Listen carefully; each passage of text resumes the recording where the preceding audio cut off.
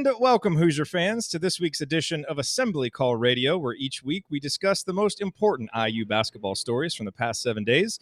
This is our 92nd edition of Assembly Call Radio, and it is our 423rd episode overall of the Assembly Call, recorded on the evening of Thursday, September 6th, 2018. I am your host, Jerod Morris. And let's begin this edition of the Assembly Call how we begin every edition of the Assembly Call, and that is with our Hoosier Proud banner moment. And Indiana is the national champion. When it comes down, Indiana will be champion. Smart takes a shot. The Hoosiers have won the national championship.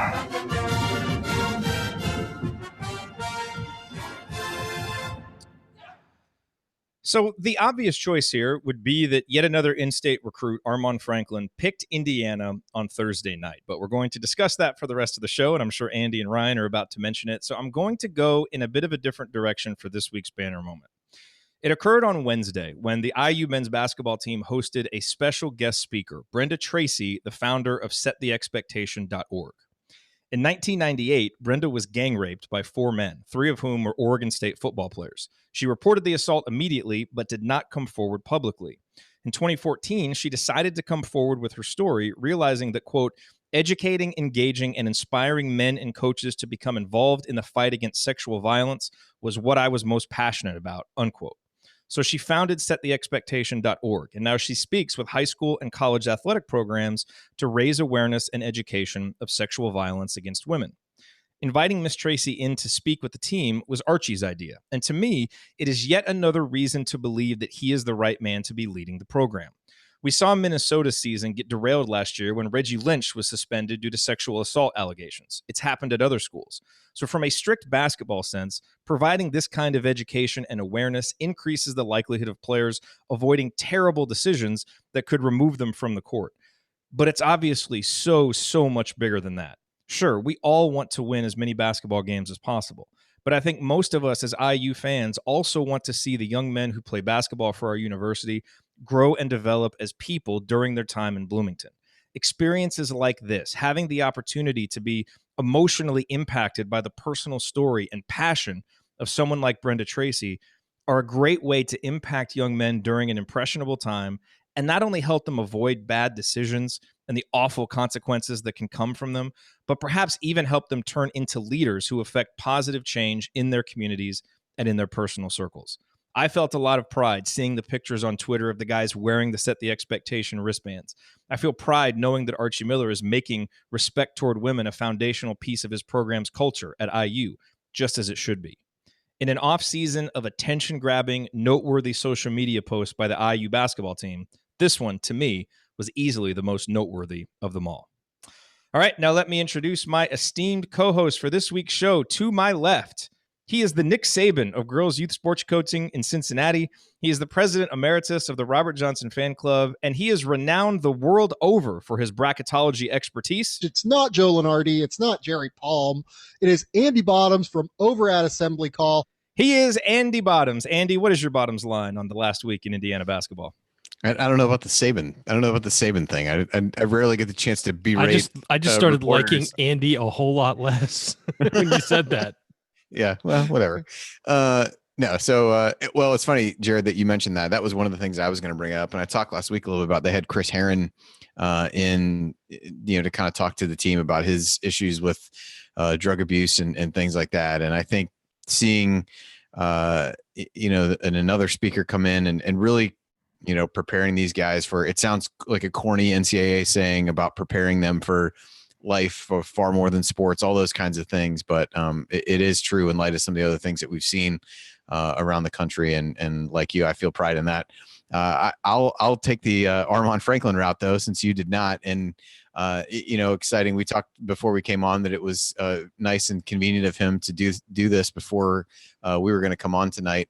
And so, an exciting commitment, another in-state guy. And when you really, think about what Archie has set out to do, it's just another example of him really following through on trying to lock down the state as best he can. And really taking a guy who didn't seem very close at all, that IU felt like third of the three teams that it came down to for quite a while and at various points during the recruitment, and really to be able to close the deal with Armaan Franklin, a guy who I think fits a lot of the things that Archie's going to want to do, is exciting to be able to continue to see him reel in an in-state guy. Maybe not the one at the top of people's wish list, but a good thing overall. And I think another guy in the same vein of some of the freshmen that'll be in this year's class that you can see being a strong 4-year player and can easily envision what he's going to become over the course of his IU career.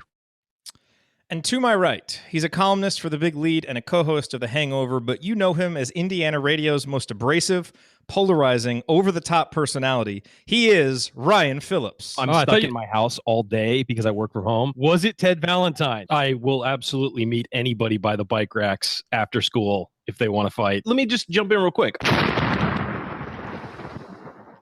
Ryan, what is your rant on the past week? Given your intro, I thought you were about to introduce Dan Dockich. Big fan of the show, Dan Dockich. No, I think it's Armaan Franklin. It has to be. It was huge. Came down today. Look, this team needed guards, and we've talked about that for a while. There's going to need to be some guard depth, and he adds that. And we'll get into a scouting report on him and everything after. But I think the most impressive part of this is that this was a Purdue Xavier battle for a long time, it looked like, and Archie Miller and company got an official visit and absolutely nailed it, it seems like, and really swung this recruiting battle back to them. He's the number 6 player in Indiana on the 24/7 composite. I know that people want to take the top 3 every year from Indiana, but let's be honest, it's not going to happen every single year. But this is a top player from Indiana at the shooting guard, point guard, combo guard sort of guy who you need to get. And you need to get a guy like that. And I think that it's a very solid get when you look at some of the other guys who are potential players in this class. I think he's going to fit very well, particularly as he's a guy who's going to stick around. And when you look at the kind of things that Romeo Langford does, when Romeo Langford moves on next year, as we all expect him to do, be a one and done and get out of Bloomington next year, you needed somebody who could come in and fill that sort of role. Maybe not obviously to that level, but somebody who could long-term be a guy who could do some of the things that Romeo is going to, Rome is going to leave a hole there, and you need some guy to come in and sort of fill that spot. That's what you get in Armaan Franklin. We'll get into the scouting report, but I just thought in general was a very good pickup for Indiana, especially at this point, to get it out of the way before you hit Hoosier hysteria, before you get towards that early signing period. Get it done and get this guy on campus, not on campus, but get him in the fold and helping to recruit other guys. Absolutely. So here's what we're going to talk about this week. A lot of Armaan Franklin. We're going to talk about the scouting report. We're going to talk about what this means kind of in the bigger picture, answer your questions about it. That may be the only topic that we cover, but hey, when a guy commits and we've got a new Hoosier, a new future Hoosier to talk about, that usually takes up the majority of the show. Indiana did release the tip times and TV information for the schedule today, so if we have any extra time, we'll cover that as well. But all of that is what's coming here on Assembly Call Radio. Before we get to talking more about Armaan Franklin, I do want to remind you about the best way to shop online for great deals on IU basketball tickets and IU football tickets. Just remember this URL, iutickets.shop. It will take you right to SeatGeek, where you can immediately find the best deals on IU tickets, as well as other sports tickets and concert tickets. And as a bonus, use the promo code ASSEMBLY, ASSEMBLY, to get $20 back after your first purchase. And when you use that URL, iutickets.shop, we get paid a commission for referring you. And these commissions really add up, and they have a big impact on helping us cover the cost of running the show. So we do appreciate you using that URL. Once again, the URL is iutickets.shop. Thank you. All righty, you are listening to Assembly Call Radio. I'm Jerod Morris, here with Andy Bottoms and Ryan Phillips. This week's top story, of course, the commitment of Armaan Franklin, 4-star prospect of Indianapolis Cathedral High School. According to the 24/7 Sports composite rankings, he's the number 133 player in the country, the 26th ranked shooting guard. Ryan, let's just start right from the top. I know, you had a chance to watch some tape on him. All of us have. But let's start with the scouting report. Before we get into some of the bigger picture stuff, let's talk about Armaan as a player and what type of guy Indiana is getting on both ends of the court. Well, you're getting a 6'4", 185 pound. I bet he's probably 205 by the time he hits campus. combo guard. I wouldn't say he's a pure shooting guard. I'd say he's more of a combo guard because he handles the ball for Cathedral, and I think he will. I mean, I think it's also sort of like how Romeo handled the ball all the time last year. It's just your best player is going to handle the ball. He's going to have it in his hands, and that's what Franklin does. And by the way, if you're in Indianapolis, head over to the Cathedral and watch this kid play. He's fun to watch. He's not going to jump out of the gym. He's not going to do any LeBron dunks or, craziness like that, but he is really a fun basketball player to watch. He's a little loose with the ball when he's dribbling, but I think that that's just a general thing that guys need to tighten up when they hit the next level. That's one thing I really noticed. And I think that also comes with adding strength is, he'll be more sort of compact in his actions. He's long and lanky, obviously needs to add strength like every high schooler, but I think that he's also, having seen him highlights from last year and then some of the workout videos he's showing this summer, I think he's really progressed in that area and getting a lot better. He has a really good feel for his shot. Good release, good rotation, good actions on the shot. Sometimes can get a little lazy and lean back and kind of lean to the side and kind of almost in a showboaty way that high schoolers sort of get, where they kind of fire up in the shot and they know what's going in. They maybe don't hold their follow through as long and stuff. But I think that he might need a little shot doctor, maybe a little bit. But he gets his feet under him really well when he lines up for a shot, which is huge. Feet, shoulders, and release are enormous for every shot. I think that he also loves to pull up too. That's one thing I noticed. You're going to get a lot of mid-range pull-up type stuff. He likes to pull up on the break as well and shoot that three. I think he's a really good finisher right now, and he's good at the high school level, but he's going to need to add some strength, as I mentioned, to finish at the rim, finish through contact. But he has a really nice feel for finishing around the rim. And then one thing I really noticed was excuse me, you don't get to see a whole lot of defensive film when watching these guys and what's available out there. But one thing I noticed is that he has very active hands defensively. He's looking to take the ball from the guy in front of him one way or another, whether it's actually swiping it or deflecting a pass that comes in. He's really active in that way. But I think that it's a good sign that he likes to disrupt things when his guy has the ball or is going to get the ball. He likes to sort of go in there, and that's something Archie can work with. It shows some level of commitment to defense. I think he's athletic, but it doesn't always play up. You'll see it in transition from time to time, but it doesn't always play up in the way he plays. But again, that's something you can unlock as you move along. And then I think that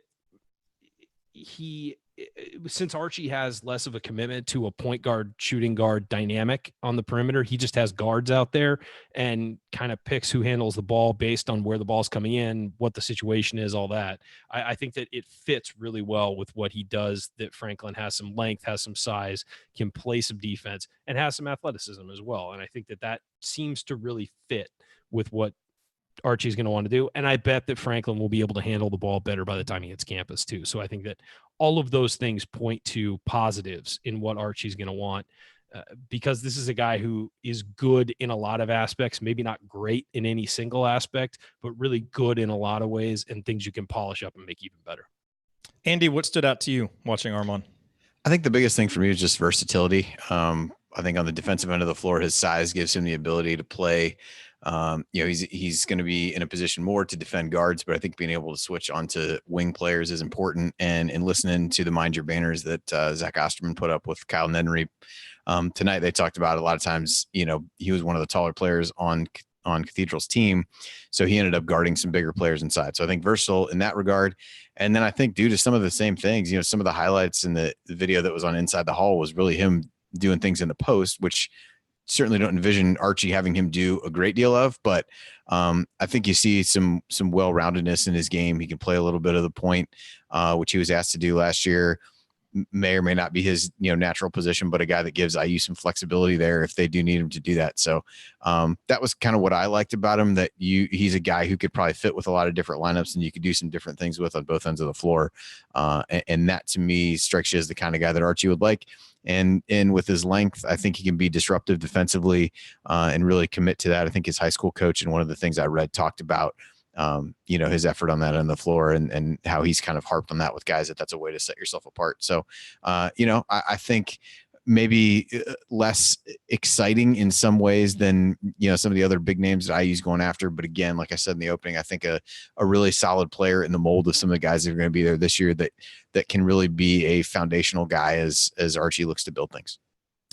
Yep. Alrighty. Coming up here on the Assembly Call, we are going to continue talking about Armaan Franklin. You know what kind of player he is. Now, what is the impact of this recruitment for Indiana for Archie Miller? We will get into that all coming up here on the Assembly Call. Stick with us.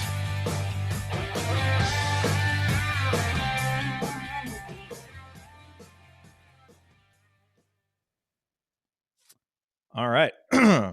15:20 for that first segment. So solid work there, fellas. Hello to everybody watching live. Awesome to see so many of you here. I missed you guys the last couple of weeks, so it's nice to see. I told my wife when we were having dinner, I said, we got to, there was a commitment, so I have a feeling there'll be a lot of people watching. My prediction was that we would have 100 people watching live. We have 82 right now, and that's without even tweeting out the YouTube link. So pretty good. Lots of excitement for a new commitment. Well, look at that. I'm glad you're back as well, so that I don't have to host and watch the Eagles game and talk on the show. Yeah, so, yeah. What would you have done? I probably would have just bowed out gracefully and figured out something else. One time we should let Ryan take a show solo just to see how that would go. I thought he was starting to do that with his description of Franklin there a little bit. Which was good because the Eagles had the 4th down stand, so that it kept me from having. I saw that happening. I figured I'd just take over for you, Andy. I appreciate that, buddy. Thanks.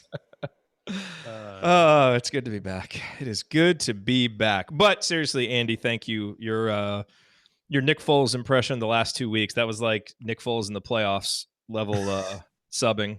I don't know if I'd go that far, but I was glad to help. Which was awesome. It was very helpful. So.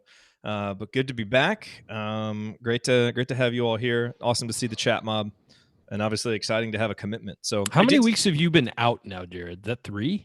2 in a row. 2 weeks in a row. Okay. Yeah, and I should be good now. Because I'll do the show. I'm not flying out for Hoosier Hysteria until Friday morning, so I'll do the show Thursday night. Okay. So I wish I could go, man. I wish I could go. I can't. Yeah. Sadly. That yeah. Are you gonna do anything with Kent there? I don't know. I don't know if we'll end up doing it like a live broadcast there. I know Chronic is going to do his like annual, recording from Hoosier Hysteria, so I'll do that. They're having Hoosier Hysteria early this year. It's starting at 4. Yeah, it's at 4. I saw that, which is awesome because that gives time for families. Yeah, and it gives time for a nice like meetup afterwards, as opposed to it being super late.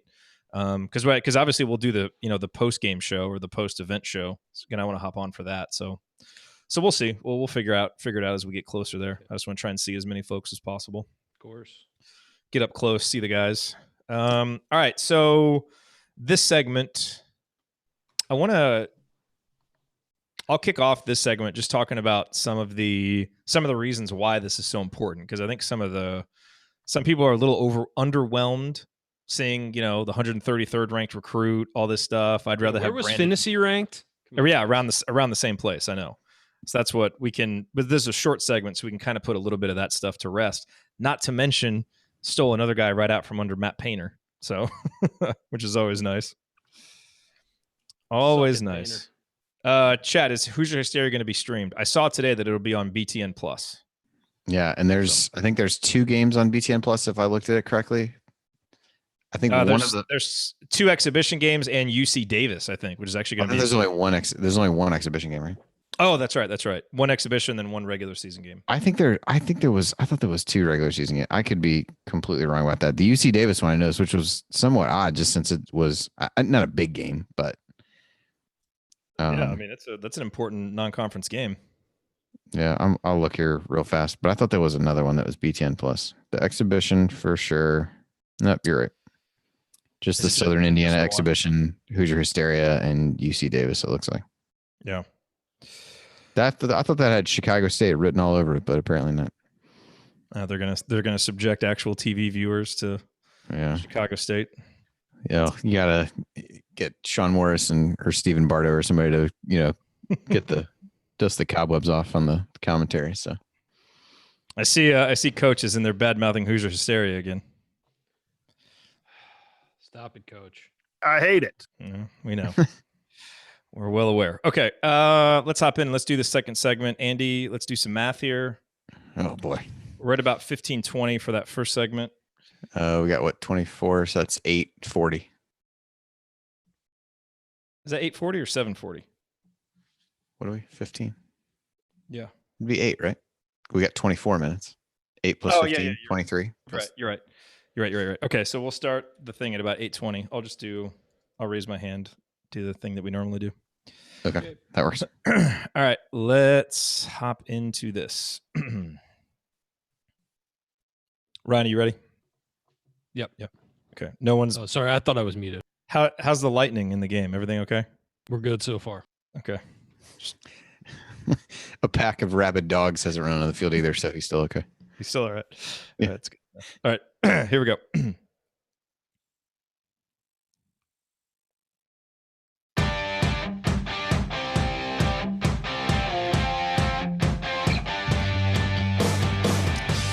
You are listening to the Assembly Call. If you ever have to miss all or part of an episode of Assembly Call Radio or one of our post-game shows, there are two great ways to catch up. You can subscribe to our podcast for free wherever you listen to podcasts, including Spotify now. Just search for Assembly Call. Or you can watch the video replays of all of our shows on YouTube. To subscribe to our YouTube channel, go to youtube.com/assemblycall. And of course, all of this information is available at our website, assemblycall.com. I'm Jared Morris. I'm here with Andy Bottoms and Ryan Phillips, and we are continuing to talk about this week's top story in the world of Indiana basketball, and that is the commitment of Armaan Franklin. And, Ryan, I thought, you did a really nice job of talking about what kind of a player Armaan is. And I know, I've seen sentiments in a few places, and by no means do I think this is a majority opinion, but I've seen a few sentiments expressing maybe a little bit of underwhelm at the 133rd ranked recruit. And why are people getting so excited about this? Well, I just want to talk about a few reasons why this commitment is so important. If you listening right now happen to be one of those people that are, wondering how big this is. Number one, just remember that Robert Finney was the 136th ranked recruit last year. And so that's right around where Armaan is. He's right around in that range. But more than that, we talked about how he's an in-state kid, and getting a commitment like that from a guy like that further solidifies Indiana's just respect and stature in the state after it really fell off. And look, it's huge that Indiana was able to pull him right out from under Purdue's nose, because a lot of people assumed he was going to go to Purdue. And just like Demezy Anderson, and to a certain extent, Robert Finney, getting him out of Lafayette, it's nice to be winning those recruiting battles against a big rival like Purdue. And I think what may be a little bit underrated here is that it's really a testament to how good Archie and his staff are on official visits. Because before the official visit to Bloomington, again, a lot of people really thought it was a Purdue lean. And the Indiana coaching staff did such a good job there on that visit that even after he took a visit to Purdue, Armaan ended up committing to Indiana. And then anytime that you can get, a guy like that with that skill level from in-state, who's going to be, a 4-year player to really provide stability, or at least we assume he'll be a 4-year player who can provide that type of stability at the guard position, it's going to be really good for your program. So, and then there are other reasons that we can get to as well. But, Andy, I think it's easy sometimes to kind of look at this and, you see the triple-digit number and it's not a McDonald's All-American. But the thing is, these are the types of players that you build a stable winning program around. And especially a guy like that from in-state, I'm ecstatic now that we're starting to get these guys, because I think that's what Indiana really needs to be a consistent winning program again.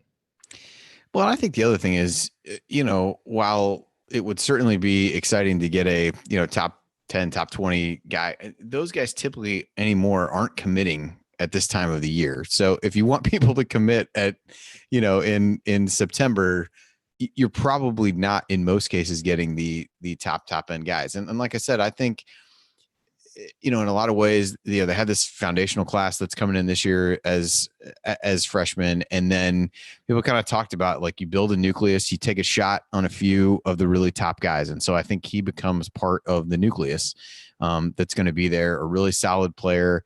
I think, to what Ryan said, does a lot of things well, maybe isn't known for one specific thing, but is a guy who I think will buy into what they want to do on both ends of the floor and give them some flexibility from a roster standpoint, from a lineup standpoint.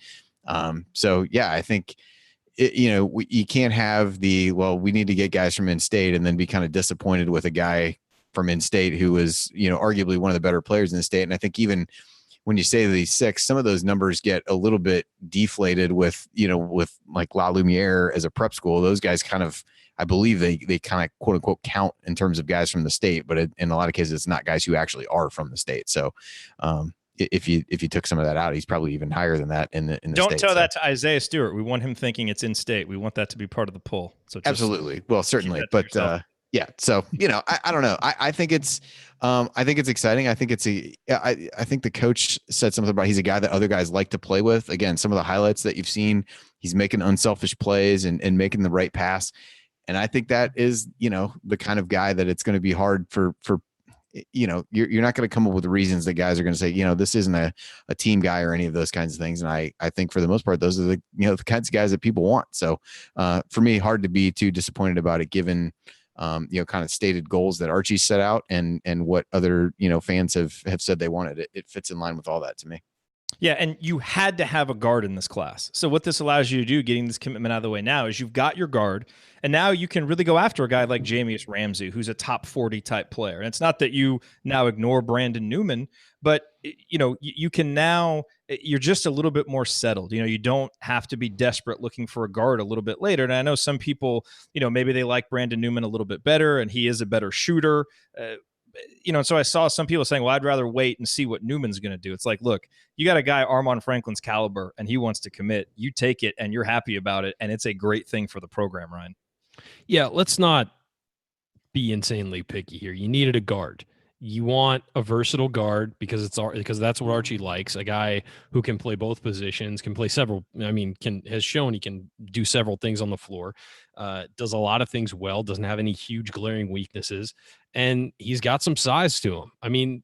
That's what you want. And also, he's in state. The people I see complaining that maybe, this isn't the exact guy I wanted or something like that, are the same people who were complaining that Indiana never recruited IU players before. It's like, come on, dude. This is what you have been asking for. And now Archie is nailing down some of the top players in the state. You've got to accept it. It's not going to be perfect every time. It's not going to be every guy you want. These kids all have different opinions and different places they want to go and family influences and stuff. Indiana's lucky to get a guy like this to commit at this point because there's not a whole lot of time left. You get this guy in. Now you focus on getting the bigs you want, which seems to be where the focus is moving forward. Yeah, and look, the thing that we're seeing that I think everyone has to be excited about is when Archie really zeroes in on a guy in state, he's getting him. I saw someone. He is a closer, man. He is a closer. But he is. And I saw someone tweet out, Matt Painter has to be so upset that Tom Crean's not in Bloomington anymore. And which I'm about to say, I don't mean that as a knock on Tom Crean, but I do, because he didn't focus on the state. And when he targeted guys in the state, he didn't get them. And Archie Miller has come in and done exactly what he said he was going to do, Andy. And look, we know we're not going to get every player in the state, but now as you start to look forward at Trace Jackson Davis and Keon Brooks, Archie has zeroed in on them, made them a big focus. It gives you a lot of confidence that he'll eventually be able to close the deal with those guys, Andy. Yeah, I think, again, these are guys that know each other, that have, played together in some of the all-star teams and things like that in the state. And so they know each other, and, hopefully that helps things as well. But I agree. You had to get guards. This was not a guard heavy class at all, whether it be in the state or in the nation. And so now you've kind of got one in the hand, and you figure out where you go from there and how you add to the class.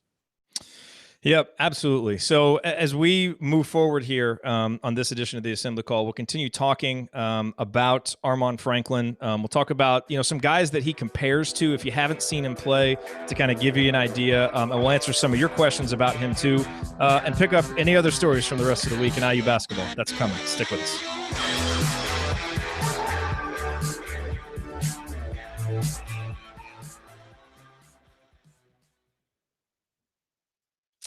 All right. Good stuff. So that was actually got out a little bit early that time. Very nice. Okay. All right. So what other angles on Franklin do we want to cover here? I want to talk about some player comps. And let's see, what other questions do we get about him? You can have fun with that. I refuse to do player comps. Yeah, but they're fun. No, they're not. I hate them. They're fun. Well, you can disagree with them, since you always hate my player comps. Well, I won't bring them up. I won't bring any up though. No, you can.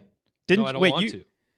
No, you sent over a comparison earlier today that was good. Yeah, and I don't like doing that. No, I don't want to. I don't wanna. I need an adult. Well, I'm going to put you on the spot anyway. Who did you send over to? Is it one of the ones you wrote in the sheet or somebody else? No, I sent one to.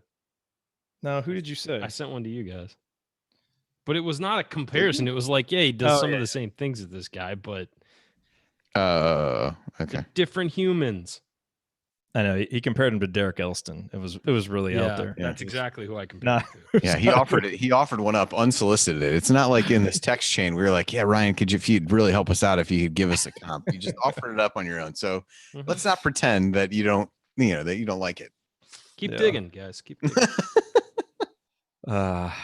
Okay.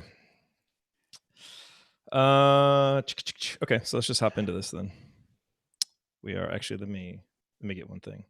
Andy, you want to give us a quick update on the game? Falcons. That'll be great for the archived version of this. Yeah, Falcons kicked a field goal up 3. They're up 3-0. 5 minutes left in the quarter. They have controlled things, but the Eagles had a goal line stand and stopped them again. Tevin Coleman looked good on the last drive though for an IU angle. So, that's nice. They should, they should put him in the Wildcat. So, what's up with Sudfeld? Did he? He's the backup still? Yeah, he's the backup for Foles. Yeah, he'll be on the team until Wentz is back. Yeah, I think he was on it last year. I think they like him. I think they would intend to keep him as their third quarterback even when Wentz is back. Yeah, because they're going to have to get rid of Foles at some point. You would assume. Yeah. Yeah, he played reasonably well in the preseason, so they seem to like him. Okay, it's a sweet gig. I mean, it's a great gig. Super Bowl ring. Very little chance of playing in a tense situation. So yeah, it's like being Peyton Manning's backup for all those years. Yeah, Jim Sorgi. Yeah, Jim Sorgi. The great Jim Sorgi. Curtis Painter. Or being like the Rams. I still have no idea how, after watching Jim Sorgi play in college, I still have no idea how he lasted in the NFL that long. I mean, I guess he never played. It didn't matter. No, basically, like a witness protection program where nobody actually knows that you're not good, and then you just hang out for a while. Yeah, when it's a guy like that, they usually, you're backing up Peyton Manning. They're usually getting you because you're good in a quarterback room. That's it.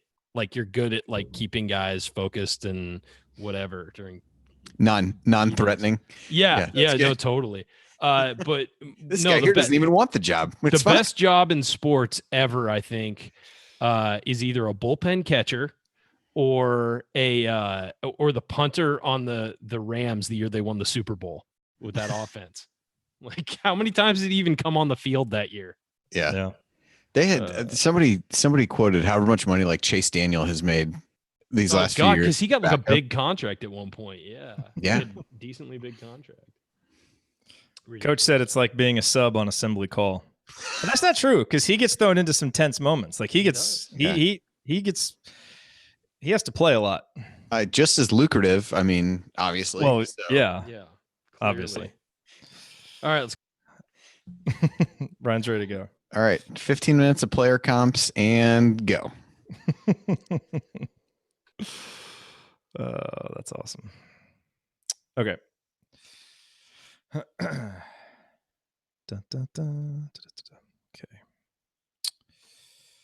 Here we go. All right.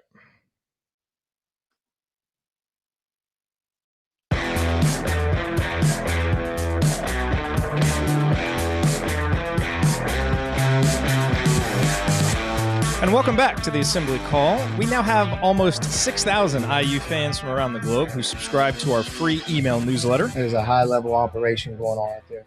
Why do so many IU fans subscribe? Because they get our weekly Six-Banner Sunday news roundups, as well as our post-game analysis emails. It is all free, and it will make you a smarter and more well-informed IU basketball fan. And joining is easy. Just text IU to 66866 or go to assemblycall.com. Again, go to assemblycall.com or text IU to 66866 and join our free email newsletter today. Make no excuses. All right, I'm Jerod Morris. I'm here with Andy Bottoms and Ryan Phillips, and we are talking about the commitment of Armaan Franklin, what it means to Indiana. Back in segment 1, we discussed kind of a scouting report in our last segment. We talked about why it's such an important commitment. Let's talk a little bit more, guys, just about the kind of player Armaan is, and we'll do something that Ryan really loves to do, which is player comps. And every time we have a new commitment, he really enjoys doing this. For new listeners, I hate player comps. Okay, why do you hate player comps so much? Because you can never compare a guy 1-to-1, and it's okay, but most people don't expect okay, everybody knows it's not like an exact comparison, but you can compare elements of a guy's game to kind of then visualize, what he's like, to kind of have a little bit of context for what. Well, then it's not a true comparison if you're like, this guy does this, but he's better at this and worse at this and sort of different than this, and he looks different in this way. No, that's exactly what a player comp is. No, they're nuanced. No, because you watch, you give a player comp, and then when he doesn't turn out exactly like the guy you compared to, I do this for a living. Trust me. When your player comp doesn't turn out to be perfect, you get hammered with it. I said, when somebody asked me what Cody Zeller's player comp was in the NBA, I said his absolute ceiling was Pau Gasol. That was his absolute ridiculous ceiling. Like, not saying any chance he had of reaching that. I said that is a totally reasonable opinion. Yeah, and I've been crapped on for it for like 4 years now because he's not Pau Gasol. And again, that's all people hear is they hear the comparison, and that's it. Okay, I don't know about the audience that you're writing for there. I trust our assembly call audience. These are smart basketball people. They'll understand that we're talking about elements of guys' games. By the way, just send that guy your article predicting the Victor Oladipo trade, and he'll have nothing to say. It's the ultimate. I am a genius. All right. So getting back to Armaan Franklin, you brought up an interesting player comp in our text, Ryan, even though you hate doing it. And we'll get to that in a second. A couple guys that kind of have come to mind for me, and one guy that a lot of people who have seen Armaan play have brought up to me in terms of a player comp is Remy Abel. Again, not a perfect comparison, but just in terms of a versatile guard who can play both positions, who's going to be a good defender, not maybe going to be an instant impact guy, but you look at what Remy did as a junior and a senior at Xavier. He played 60+% of the minutes on top 25 teams, was a productive complementary player, a key piece of the rotation of a really good team. And so that's kind of the comparison for what, and maybe you think Armaan has a higher ceiling than Remy, but I think, for what he can be, that's an interesting comparison. Another guy that I thought of while watching him play, because of how good his mid-range game is Verdell Jones, who again is another, 4-year player, solid contributor, not a star. But, the thing with Armaan is he's not, from, reading scouting reports and watching him play, not maybe great at anything, but just good at a lot of different things. So as you think of comparisons, those are the kind of guys that you can think about. Again, solid 4-year player, good at a lot of different things, maybe doesn't stand out with any one skill. Andy, while Ryan prepares his in-depth player comp, what do you think about those two, and do any others come to mind for you as we just try to paint a picture for what to expect from Armaan Franklin? Yeah, I think the Remy Abel one is a little bit interesting to me. I think he played, less of that kind of combo guard, but I think if you believe that he's really going to be able to contribute defensively, I thought Remy was a guy who was able to do that pretty well.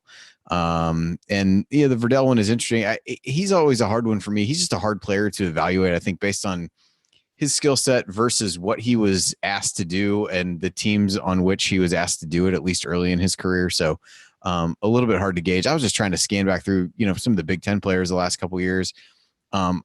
Maybe eventually he shoots it as well as this guy, but from a size standpoint, like a Muhammad Ali Abdur-Rahman guy at Michigan, where he did a little bit of everything for them last year. I think he was, didn't play, point guard per se, but became a pretty good defender and a solid all-around player that was a role player on that team. And, so I think, I don't know, that was the closest Big Ten guy I could come up with, at least a couple of teams that I scanned through. And I think if he eventually becomes as good a shooter as Abdur-Rahman, became in playing some of those, off the ball and being able to knock down some shots rolls, maybe that's another guy. He's size-wise right about the same as he was. But, I don't think there's a perfect one that I can think of, at least for IU in recent years. Ryan, tell us what player Armaan will exactly be like as we watch his career develop. You know who he's going to be like? He's going to be like Armaan Franklin. That's who he's going to be like. He's going to be his own man, and I think we should all respect him for that. No, I think that you've got to let the guy sort of be his own person. I think that there are elements of his game that remind me a little bit of Al Durham's film that we watched when he came in, just because of his size, the length, his ability to sort of drive and take. But he's a much better shooter than Al maybe ever will be. So that doesn't work for me. Remy Abel, I think that Franklin is going to have a much better career than Remy Abel. I think that he's going to be a much more versatile, much more he's going to be a player who plays more than Remy Abel ever did if he gets throughout his career, and I think that he's a guy who you're going to be able to rely on in key situations. I don't think Remy Abel ever really became that guy for anybody, but certainly a versatile guard with size who can defend and score for you, which I don't think Abel was very good offensively. He was okay and he got better, but certainly he was not a guy you'd use to attack the rim. And I think that you definitely will do that with Armaan Franklin. So I don't know, pick a 6'4" guy who can defend, who played recently at Indiana, and who played recently in Indiana. You go find it. My buddy was except for Oladipo. When my buddy heard like his size, I was texting him his size. He's like, "Oh God, he's not Bracy Wright." And I was like, "No, he's nothing like Bracy Wright. What do you?" But I mean, people, they see the size and they think, "Oh, that's who he is." No, he's nothing like that. He really is kind of a different guy. And I would say that, he's almost like Romeo dialed down 4 notches or something, because he's a guy who does a lot of good things, has that same size, but he's not elite. He's not going to be a lottery pick. So there really is no player comparison. I'm guessing Tipton Edits didn't put that on his social media graphic. Romeo dialed down 4 notches. I mean, let's be real. I mean, that's kind of where it is. And Romeo is at 11 and Armaan looks like he's about at a 7 right now. So I think that it's hard to do. I see. I know where you're going with that. Andy, any final player comparisons from you? Dominique Wilkins? No, not a big fan of that one. Any others? BJ Armstrong? No. Sean Bradley? Andy's just making He's out of his mind. Now. This is why Ryan doesn't like these segments, because ideas like those get thrown out when reading off the back of a starting lineup package. I can go back on vacation. Just having fun. Let's move on. Now, Andy, any final thoughts before we talk a little bit more about the class of 2019 at large? No, I don't think so. I think it's an exciting guy to get in the door, and I think it provides some flexibility, in what they can do the rest of the recruiting season. And so we'll see how the rest of the class fills out, but it's good to have a start on it, and we'll move along from there. I'm Jerod Morris. I'm here with Andy Bottoms and Ryan Phillips on this edition of Assembly Call Radio, talking about the commitment of Armaan Franklin. So now, the attention of all Indiana fans is going to turn to the rest of the guys in the class of 2019. Obviously, Trace Jackson Davis has made some comments recently trying to, I guess, counter the notion that he's a lock to Indiana. He's going this weekend on a visit to Iowa. He also, by the way, this news kind of slipped. That'll be fun. Well, yeah. Hope he and Fran have some good conversations. But he is not going to be taking a trip to Purdue. So kind of a double whammy this week for Purdue as they lose out on Armaan Franklin. Trace Jackson Davis will not be visiting there. Everybody's gonna keep their eye on him. I still haven't heard anything that leads me to not still feel good about where that recruitment is. The Keon Brooks recruitment continues to progress. And so those guys are obviously the focus. And then you look to see if you can get another guard, a guy like Jamius Ramsey, maybe a guy like James Bouknight, someone like that. But having Franklin certainly puts you in a better position instead of having to feel desperate to get one of those guys. And that would be more of a bonus. And as we were talking about, before we went live, you expect that there will be 3 scholarships open next year because of Juwan Morgan's, Evan Fitzner's, and then with Romeo going pro. And then, if you do have any attrition like last year, one guy left with Curtis Jones, then you could have 4. So I'm sure Archie and the staff are kind of, recruiting, keeping that in mind. Andy, as you watch the rest of this recruiting class develop, knowing that Keon Brooks is pretty much suggested that his recruitment will take until the spring. It's looking more and more like Trace may take longer than people initially thought. What are you now going to be watching for just to kind of gauge how this class is shaping up? I still think it's largely those 2 guys. And like you said, I think those may drag out, but that's pretty much the norm, I feel like, for most of the higher level guys at this stage. So the Jamius Ramsey thing is interesting because he said he was going to come to Hoosier Hysteria. I would assume they will continue through their plan with him and see what happens. So that'll be a little bit interesting, but I think at this point the focus is really all on Trace and on Keon Brooks. And the Trace, the Iowa thing is just kind of interesting to me. Like that one in Wake Forest seemed odd. He's friends with Fran McCaffrey's son, I think, is one reason why he's visiting Okay. Iowa. Okay. Well, I guess maybe that makes sense there. And then I don't know if Wake Forest is like a Danny Manning thing. I don't really. Those couple kind of. He's going to get him to the NBA. That's. Well, he had players leave this year to go to the NBA just because they didn't want to be on the team anymore. So I guess maybe that's part of it. It's tough to say. So yeah, those just seem kind of odd to me. I guess that being friends with Fran's son is one thing, but anytime you can get some quality off-season time with Fran, I feel like you probably have to take that opportunity. Who wouldn't, right? Who wouldn't love quality time with Fran? Ryan, as you look at it, I mean, are you? I assume you're feeling confident now about this class. People were panicking because Indiana didn't have a commitment. Now they do. I think the one sentiment that I've seen, and credit for this goes to either Brian Snow or Jeff Rabjohn, someone that I read this, which was basically, with Armaan Franklin, if he's the best player in your class, probably not a good sign. If he's the lowest rated player in your class, now you've probably got a really good class, which based on the other guys Indiana's targeting, that's what it looks like is probably the most likely. So we'll obviously have to see what pieces kind of fill in around Armaan. But, a lot of reason to feel good about where the Hoosiers are at. What are you going to be watching for now moving forward with the recruiting? Here's the reason Indiana can feel good about where they're at, and it's last year's class. You have recruited so well last year that now you can take some chances on waiting out Trace Jackson Davis and Keon Brooks and Isaiah Stewart or whoever else, because you have enough depth. You're just looking to add top tier guys. You're not just looking to pack the roster. You're not going to be short on guys who can play. So you can go out and take some chances on waiting on higher tier guys. And I think that's, had Indiana missed on some of the guys last year, they'd be in a much different situation than they are right now. But as far as we're concerned right now, they can take those chances. And look, if they miss out and let's say they only get Armaan Franklin and maybe one other guy, and they miss out on that third scholarship, maybe you take a grad transfer. Maybe you do that. Whatever you do, you kind of feel like, hey, you know what?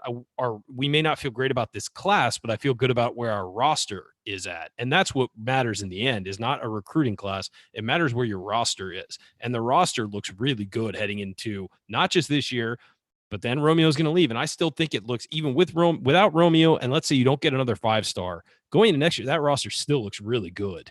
And especially given the development these guys are going to have this year. So they've put themselves in a position where they can take risks and take smart risks.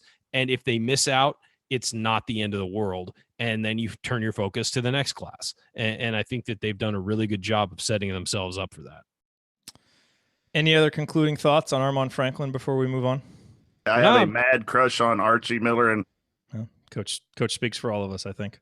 No, I would just say I think it's great to get the first one out of the way, and now they can focus on Hoosier hysteria and trying to lock guys down. That's usually the time where we start to see the winds start to change is around Hoosier hysteria. I know it's early this year, but that's usually when things start to change. Yep.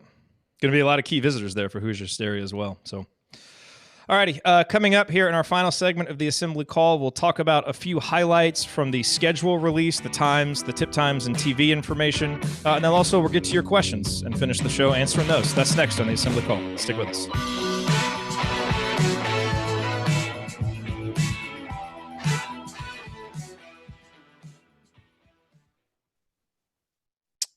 All right, that was about 14:40. So we got a nice, healthy final segment here.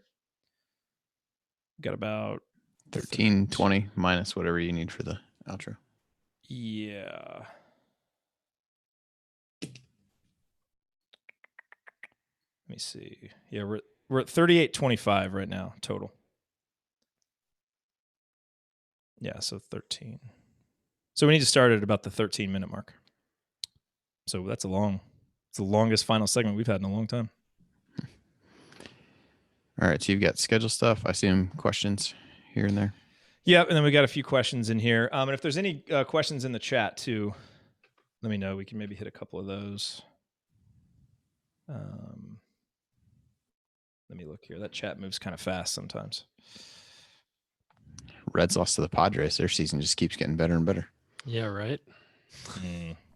Padres brought up a catcher they traded for from the Indians a few weeks ago, and it's a couple months ago now. But his first 2 at bats, he hit home runs. So I felt bad for the Reds. I was just like, oh man. What are you gonna do? You guys suck. Yeah, not great. They said Homer Bailey started yesterday. His 20th start. They're 1-19 in his 20 starts. Yeah, and he's is that bad? He's like I forget his record is like 1-14 or something like that. Like he's making a lot of money to do that. Yeah, I know. That's the worst part. I didn't understand when they gave him that contract, but no. Like at the time, even at the time, I was like, yeah, really? Exactly. Like 1-14 for Homer Bailey with a 6.09 ERA. Nice. Solid. They got problems. His winning percentage is .067. Yeah. Jesus. That's terrible. That's pretty bad. Not great. Not great, Bob. Not great. Nice Mad Men reference. That's an Office Space reference, isn't it? Yes, true. Some of these questions we hit last week. That's actually from both shows. That you still have in here? Is it from both shows? It was on, it was a show and a movie. It was on. It's a meme that's everywhere from Mad Men. Not great, Bob. Jared, do you want me to go through and delete the questions that we did last week in this?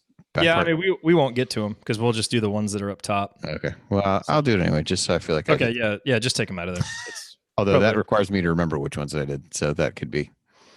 It was a week ago. Borderline. Hey, it's a lot to. Sure, a lot to remember. Lots happened between then and now. Okay, let's. The show's been a little looser than normal, I feel. Yeah, I'll blame the guy who's running it for that.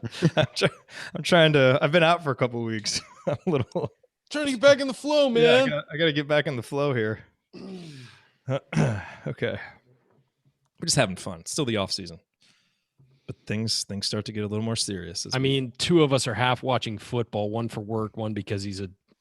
Well, now he's a very happy Eagles fan. Well, the Eagles finally woke up. They've actually. I was going to say he's a miserable Eagles total yards on this drive, so that's exciting. They have a 5-year grace window now, don't they? So you're not allowed to complain for 5 years. Yeah. So Darren Sproles is back, and I think Nick Foles is trying to get him killed, but he's back. Chad says it's going to be a long YouTube replay video. Yeah, it really is. With very little quality content in between segments as well. Yeah, it's not like normal. We're talking really about funny. It's really funny. Reds, Padres. We're talking about whatever. Yeah, this is this is a real audience. They can't all be winners. You can't. My friend just texted me. He's watching, and he said when you said that when I said the Reds you said the Reds are 1-19 and Homer Bailey's 20 starts. He texted me. He's like, it could be worse. I'm like, that is a fact. It could in fact be worse. Mathematically, it's hard to argue. Be worse. Yeah, I was gonna say that's a penalty, guy. Okay. All right, but it's so funny. If you just listen to the radio show, you would have a completely different impression of what the show is like than if you watch the YouTube and the in between parts. Yeah, that's kind of the point, though.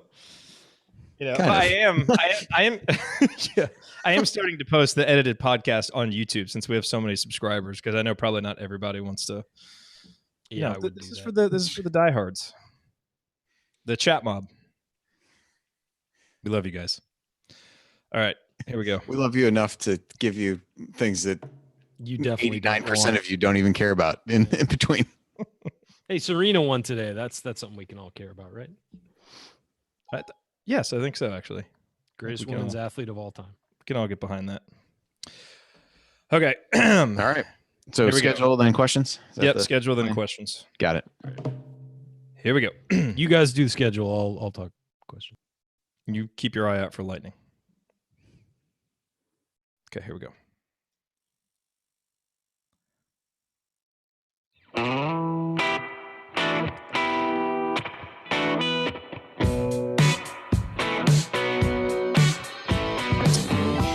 You are listening to the Assembly Call. We are wrapping up another week of talking IU basketball. I'm Jared Morris. I'm here with Andy Bottoms and Ryan Phillips. And we're going to get to your questions here, which is what we typically do in our fourth segment in just a second. But I do want to hit this real quick, Andy. The schedule, the full schedule was released a couple of weeks back, but earlier on Thursday, Indiana released the schedule with some of the tip times, some of the TV information. And so I just wanted to hit a couple of highlights there and see what kind of sticks out to you. Number one, they announced that Hoosier Hysteria will begin at 4 o'clock Eastern time on September 29th, so a little bit early. We, of course, will have a post-Hoosier Hysteria event, just like we did last year. Andy, I think you'll be hosting that. I will be at Hoosier Hysteria, so if you're going to be there, definitely send me a tweet at Assembly Call. Let me know. Would love to meet up with as many audience members as possible while I'm there. So we know the time on that. The first thing that I looked at, of course, was how many 9 o'clock starts do we have? Because when you do a post-game show, it's always nice to know what are going to be the really late nights. 5 9 o'clock starts. That sounds about like what we had last year, isn't it? 9 o'clock Eastern starts. I think so. Does that include the 9:30 Duke game? Yes, that does include the 9:30 Duke game. So 5 starts of 9 o'clock Eastern or later. Yeah, I'm totally fine. Same. I'm totally fine with 9 Eastern starts. Totally fine. I don't get what you guys complain about. Shut up. Those are inevitably the shows that will end with Ryan complaining about how hungry he is when we log off the postgame show. So yeah, Andy will be half asleep. You can say that now, but Andy will be 2 hours from having to leave for work, and Ryan's just still chilling. Just got home. Mm-hmm. So we've got that. Indiana's going to appear on the Big Ten Network 10 times, and then we've got 6 times each on FS1 and ESPN, and then a few other games on Fox and CBS. All of that stuff, pretty standard. The other thing that people always look for with this stuff is, will there be games on BTN Plus? Yes, you will have to pony up for the BTN Plus extra account this year. Hoosier Hysteria will be on BTN Plus. And then, Andy, what did we decide? It's 1 exhibition game and then just 1 regular season game. That's what it looks like. Yeah, so probably people will, if you're going to manage this appropriately, you'll probably want to, because you can do it monthly. So I think you'd take a month for Hoosier Hysteria, then cancel it, then do another month that would pick you up the games on the exhibition game on November 1st and the UC Davis game on November 23rd. So they're going to try and steal that month of October, aren't they? Don't let it don't be lax. We're here to save you money. This is like one of those on your side reports on your evening news. Don't let them take that $10 from you for that extra month. So that's right. Plan appropriately.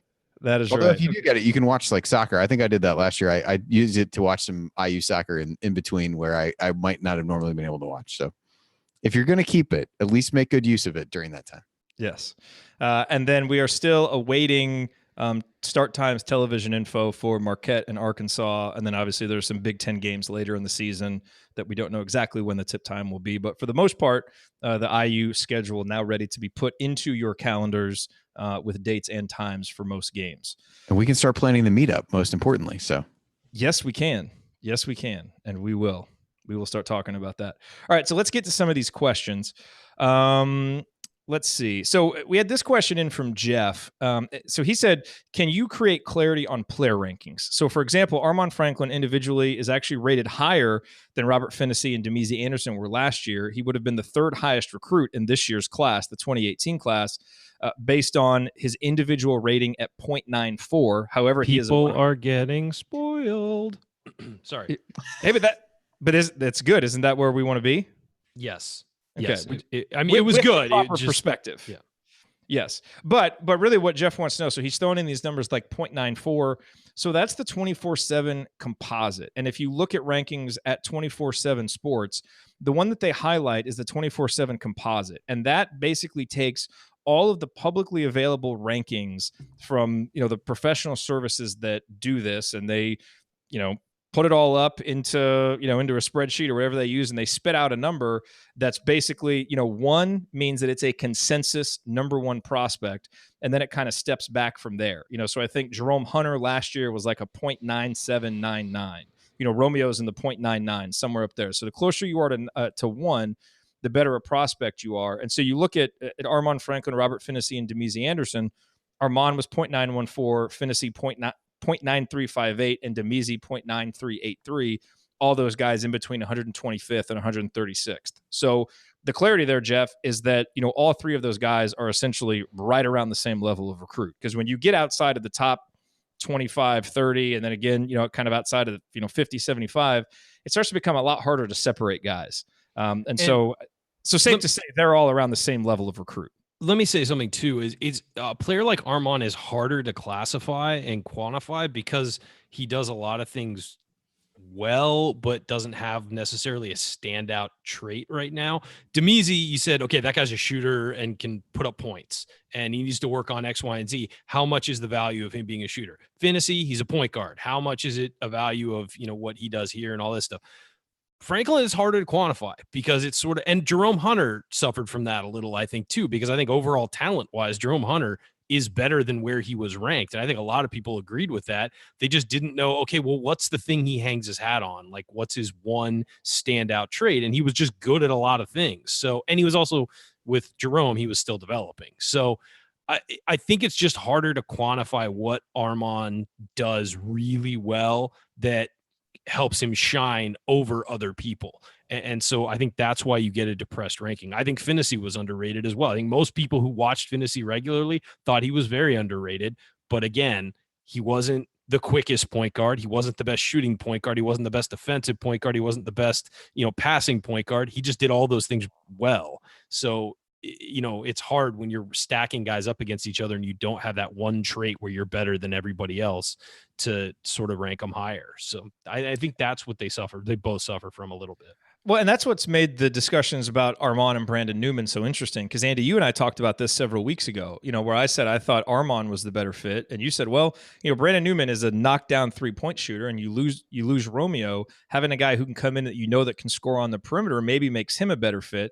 And I think that's the thing is with Brandon, that 3-point shooting really sticks out. And so I think people kind of see that and you almost envision a little bit easier how he comes in and contributes right away. But in today's day and age of basketball, which is a little bit more positionless and, you want versatile players, a guy like Armaan is going to be underrated. And so, I know that was a big discussion between those two. And, someone else asked about this. I don't know what the story is now with Newman, if he'll still take his IU visit. I know some people had said they wouldn't play at the same school, but, who knows about that kind of stuff. So we'll just have to kind of wait and see. If he ends up visiting Indiana, then there's still a chance. If he doesn't, then everybody has moved on, and that's okay because, you've got your guard kind of in the bag, which is what Indiana needed right now. Andy, you want to chime in there? No, I think, I did, think that at the time, but it's one of those where you got two players that are rated relatively closely together and, and you take the first commitment. Well, one, you take the first commitment. And I think you also, need to trust at this point that Archie knows who's going to fit well in his system. And he seemed to really go after, Franklin lately. And I think maybe that's some of the defensive things that we talked about and how well he thinks he'll be able to play him there. And that he can develop a shot that is good enough to keep people honest and do those kinds of things. So yeah, to me, it was, I think, a reasonable argument to look at that way. But again, we've talked about some other guys maybe being able to step in and play some of the two guard that in, unconventional ways. So, and you never really know what other guys they might get in the class too. So it's tough to say, but yeah, I agree. When you got two relatively even guys, you take the commitment from the first one, and then you kind of move on from there. You're listening to the Assembly Call, wrapping up another week talking IU basketball. I'm Jerod Morris here with Andy Bottoms and Brian Phillips answering your questions. Dylan asked us, will there still be a good chance that IU lands Jamius Ramsey if indeed Franklin chooses the Hoosiers? Jamius Ramsey, originally from Texas, will be playing at Oak Hill Academy this year. He's a top 30, top 35 type player, really rugged, tough guard, more of an instant impact type guy than Franklin. I think that recruitment, based on what I know, and what I've heard from other folks, that recruitment is still in its early stages. He's scheduled to make a visit. I think we just need to see what happens with the official visit to know if Indiana has a legit chance. The one reason to feel positive about Indiana, and credit to, I think, Jeff Rabjohns for this, I know I heard him say it, is that Ramsey really wants a big-time basketball atmosphere. And he is certainly going to see that at Hoosier Hysteria. So, and we've seen what the Indiana staff can do on official visits. So I would say really hold off on even thinking too much about Ramsey. Let's see how the official visit goes. But I don't think that Franklin committing precludes Indiana from taking Ramsey, because you still need another guard. You still don't have a ton of guards on the roster for next year. And those two guys could play together. There's nothing there that would suggest that you couldn't take both of them. Ryan, do you have any insight on that particular recruitment? None, and that one's kind of new for Indiana too. I mean, in a relative sense, so there really isn't a whole lot of a feel out there. I mean, I looked around on stuff, and there really isn't a feel of which way Indiana's leaning. Do they? You're right now aiming. You have 3 scholarships that are going to be open. Franklin fills one of those. There are going to be 2 that open up. You're assuming with if Romeo leaves, which I think we all expect him to. And then there could be another one if there's any roster attrition. So you're maybe, I think the coaching staff is probably aiming for like 3.5 scholarships right now.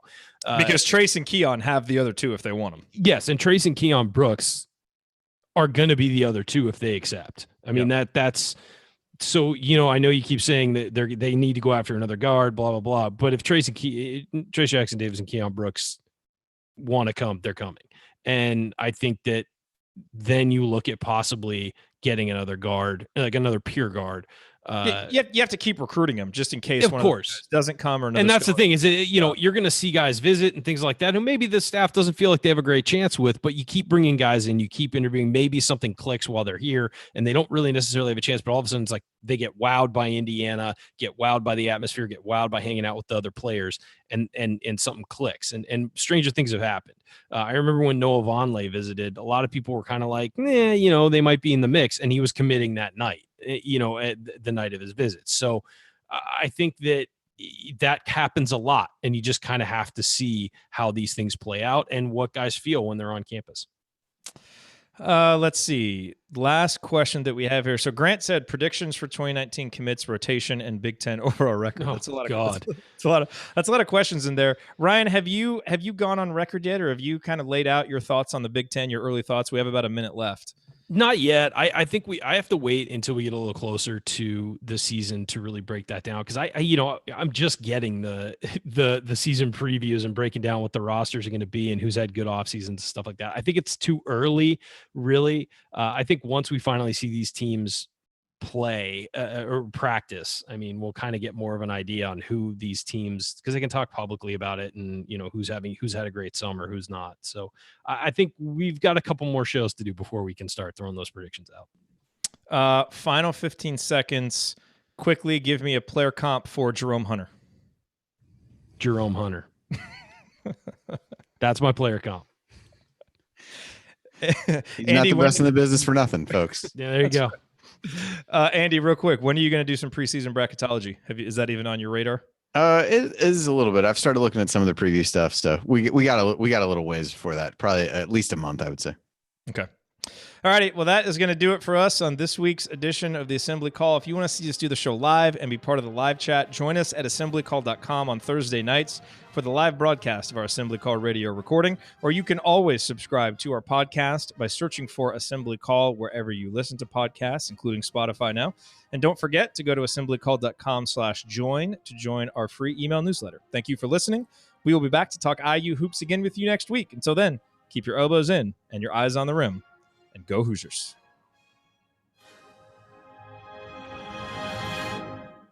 Thank everybody for coming out. All right, I got to get out of here, folks. Thank you. There we go. All right, that was a fun show. A fun show. Thank you all for being here live. Great to see so many of you here.